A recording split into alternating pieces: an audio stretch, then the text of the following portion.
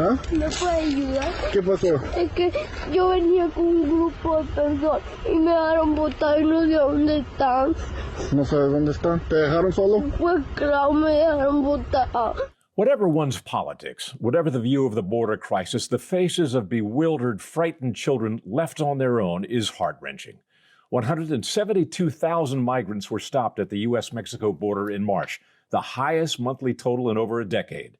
Because many are turned away, parents are sometimes self-separating from their children. Others are turned loose, sometimes heartlessly, by coyotes. The number of unaccompanied minor children taken into U.S. custody doubled from February to March to 18,890.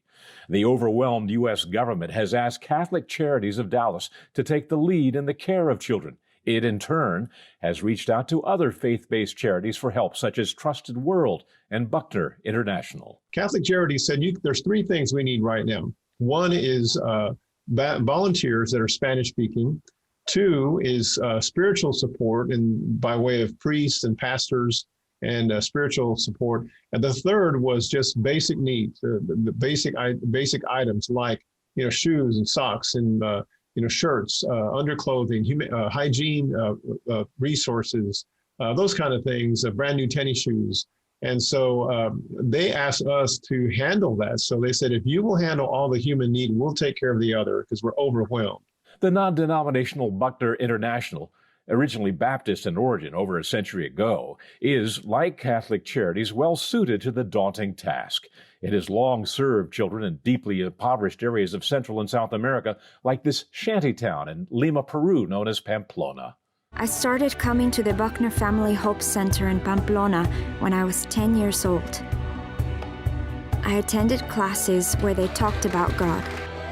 I loved it because I was able to be myself. I was able to express myself without fear. The Dallas Convention Center is now temporary home for thousands of children. If you can imagine one huge big room with 2,300 migrant teens and then rows and rows of cots.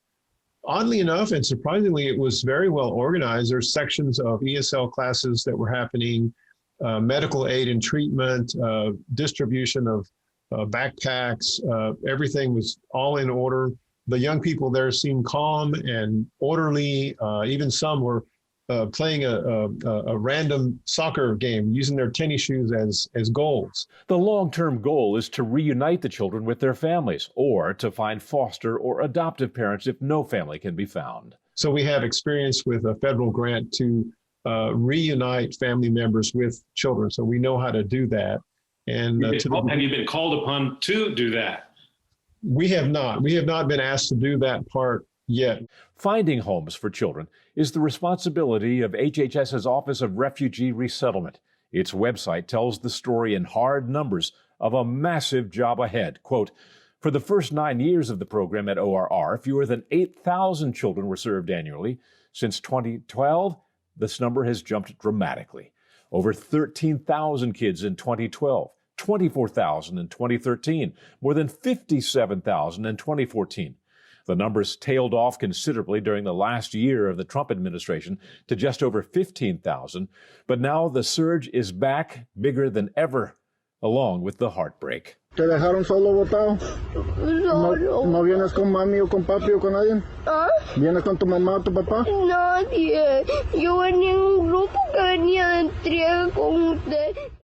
But now, we are seeing monthly totals which approach the worst yearly totals of the past. For most people, it appears to be a crisis bordering on chaos. But for faith-based charities like Buckner International and Catholic Charities, it is an opportunity to help.